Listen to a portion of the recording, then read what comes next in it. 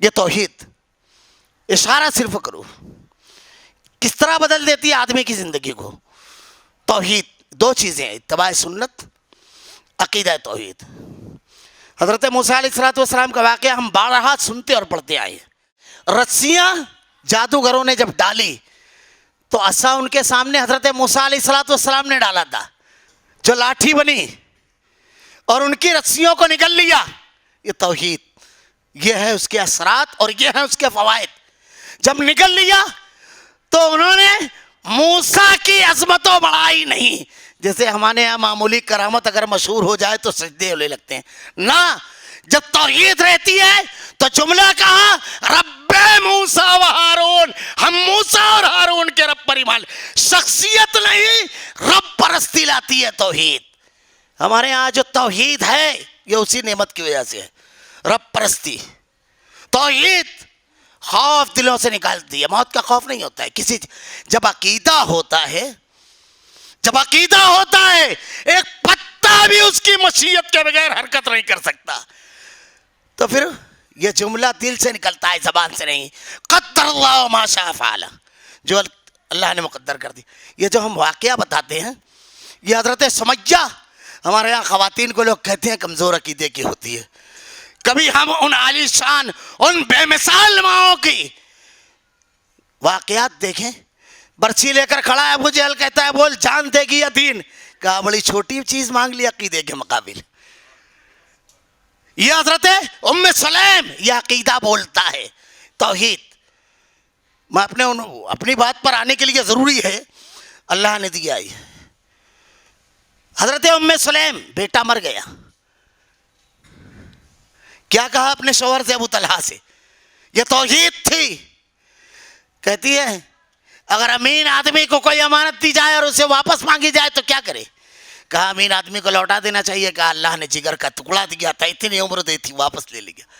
یہ عقیدہ، یہ توحید ہے. قدم قدم پر یہ زندگی بدل دیتی ہے، انقلاب برپا کرتی ہے زندگی میں عقیدہ. اسی لیے اس پر اتنی بات کی جاتی ہے. یہ ہر چیز کو بدل دیتا ہے، سوچ، زاویہ نگاہ بدل جاتا ہے اس سے.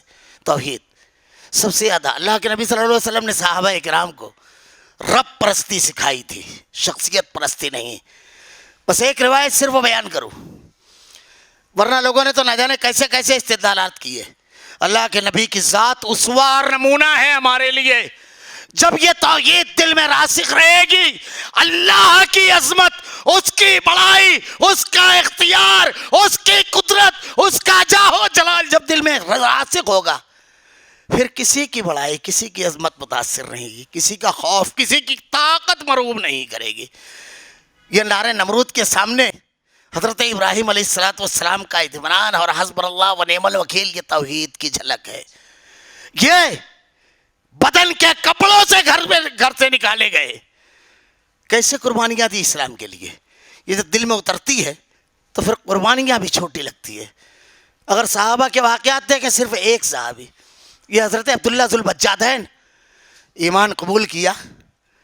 چچا نے کہا پال پوس کر کے میں جوان کیا ہوں، تیرے بدن پر جو کپڑا ہے وہ بھی میرا ہے، جانتے ہو اس کلمے کا بدلہ؟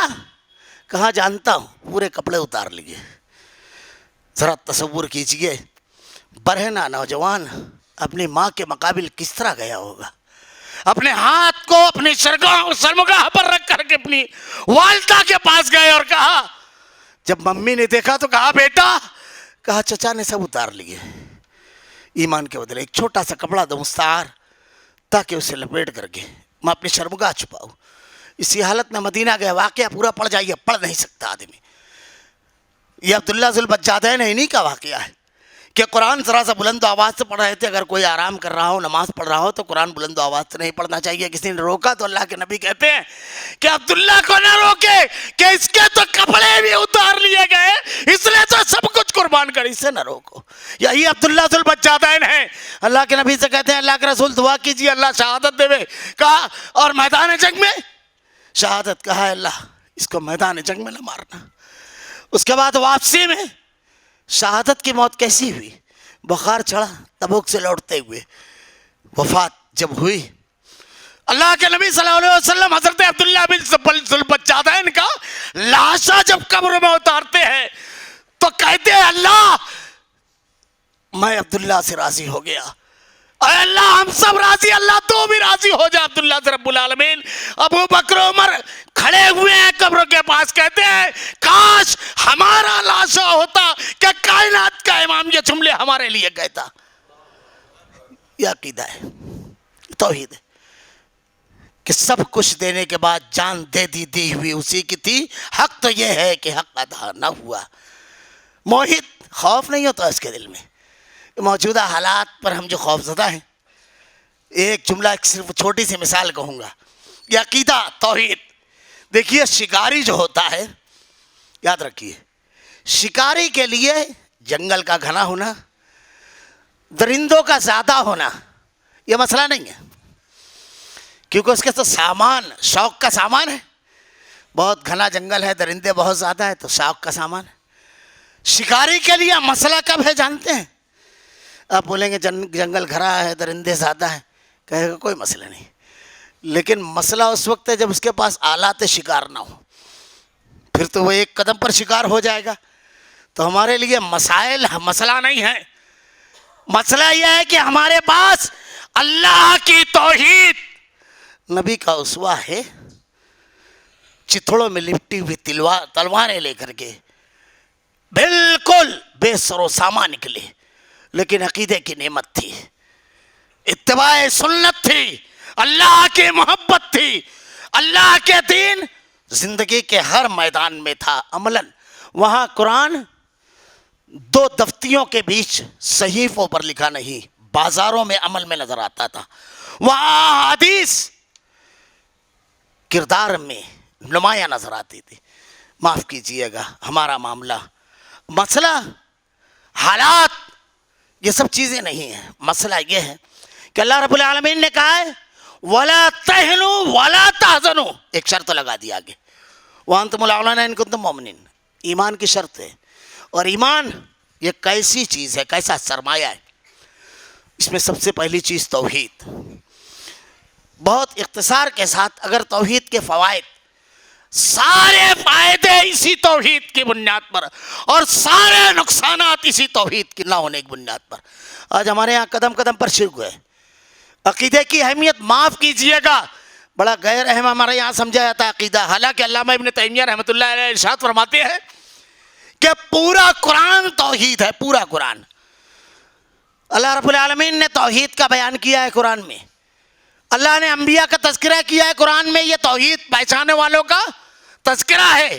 اللہ نے انبیاء کرام کے ماننے والوں کا تذکرہ کیا، یہ توحید ماننے والوں کا تذکرہ ہے۔ اللہ نے انبیاء کے مخالفین کا تذکرہ، یہ توحید کو نہ ماننے والوں کا تذکرہ ہے۔ اللہ نے جہنم پیش کی، یہ توحید کا انکار کرنے والوں کا انجام ہے۔ اللہ نے جنت پیش کی، یہ توحید کو ماننے والوں کا انعام ہے۔ پورا قرآن توحید آپ کو ملے گا۔ یہ عقیدہ یہ اگر ہمارے دلوں میں راسخ ہو جائے، اللہ کی محبت، والذین آمنوا اشد حبا للہ، پھر راتوں کو شب آگہی اللہ کے جناب میں سجدہ ریز ہو کر آنسو بہانا، دلوں میں اپنے آپ کو گناہوں سے روک لینا، یہ آسان ہو جائے گا جب اللہ کی عظمت دل میں اتر جائے۔ یہ عقیدہ، مشکلات مشکل نہیں ہوگی، ہر چیز دنیا کے جتنے بھی معاملات ہیں سب کا تعلق اسی سے، عقیدے سے۔